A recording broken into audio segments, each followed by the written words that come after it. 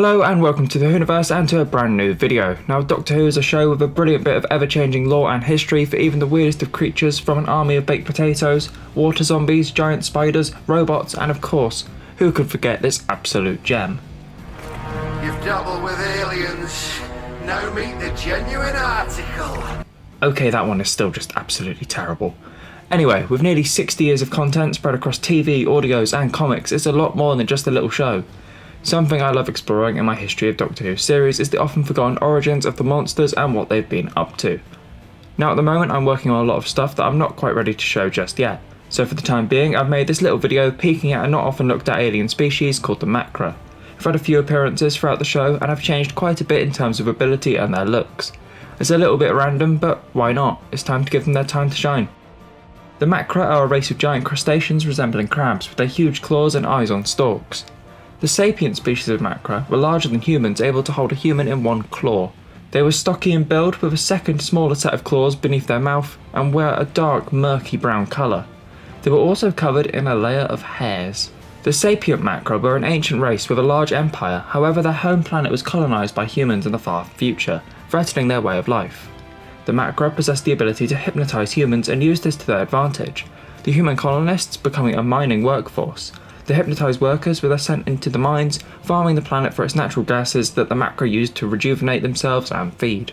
In the second Doctor adventure titled The Macra Terror, we see that upon landing on the unnamed planet, the Doctor, Ben, Polly and Jamie subdue a half-crazed colonist named Medoc, who is promptly arrested by a security chief.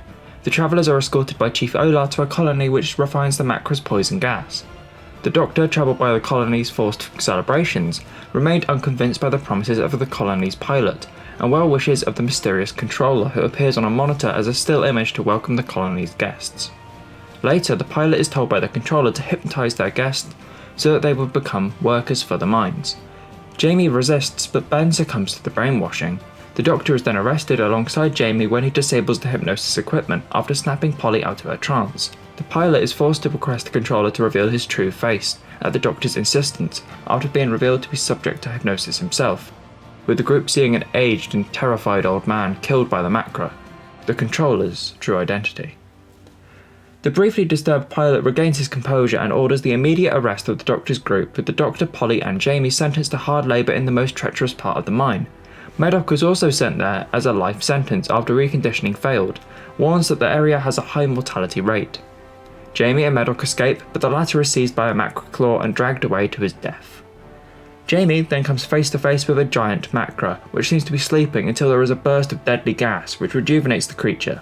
Other Macra soon appear and advance on Jamie. The Doctor uses his intelligence and wit to sow seeds of doubt regarding the truth of the planet in the mind of the colonists and of Ben, whose conditioning is weakening. The Doctor then works out the gas flow seems to be the key to the situation and cleverly reverses the gas flow from the mine control area. The Doctor calculating that he can buy Jamie time to escape from the mine as well.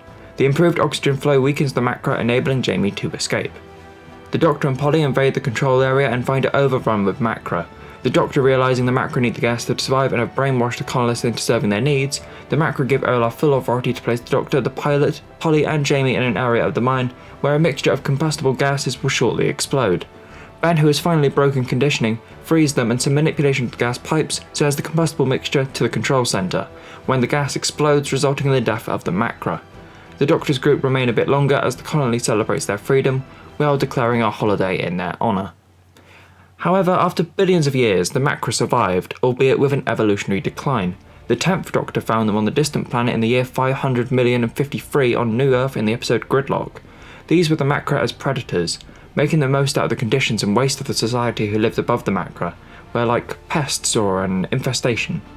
These Macra were much larger in size, several hundred times larger than a human. They once more had gigantic claws large enough to easily hold an entire New Earth car. The rest of the body was smaller in proportions, with glowing eyes on thin stalks and 6 spindly legs. The Macra were predators who hunted by movement and showed no signs of intelligence, unlike the sapient species. They also had distinctive and terrifying roars. A colony of Macra survived and multiplied in the depths of the motorway in New York, feeding on the poisonous fumes of the thousands of car exhaust fumes, and fed on the stray people who came down in their cars to the fast lane. The fumes were constant, with the population trapped on the motorway after the breakout of a virus that stemmed from the drug called Bliss. The face of Bo used his life force to keep the motorway going, saving the people he could. The Doctor eventually managed to free the people of New York, however at the cost of the face of boat's life. The Macra, deprived of their food source and gases, more than likely began to die out soon after. Now, we don't know much about the Macra, and it's their descent into savagery, their evolution over time, and how they've been shown in two very different eras of the show that makes those monsters talking points, with their appearances showing a dependency on humans and the toxins we create in our everyday lives. This is Doctor Who providing a unique monster, while also trying to tackle issues like climate change in a way only this show can, with giant growling crabs that hypnotise people. Anyway, that is the end of this quick video looking at the history of the Macra. If you love Doctor Who lore, be sure to check out my History of Doctor Who series of videos, and there will be more in-depth ones to come. So make sure you subscribe to be the first to watch them when they go live. Oh, and comment below with any monsters or characters that you want me to delve into the history of next. Thanks for watching, and I'll see you in the next video. Bye bye.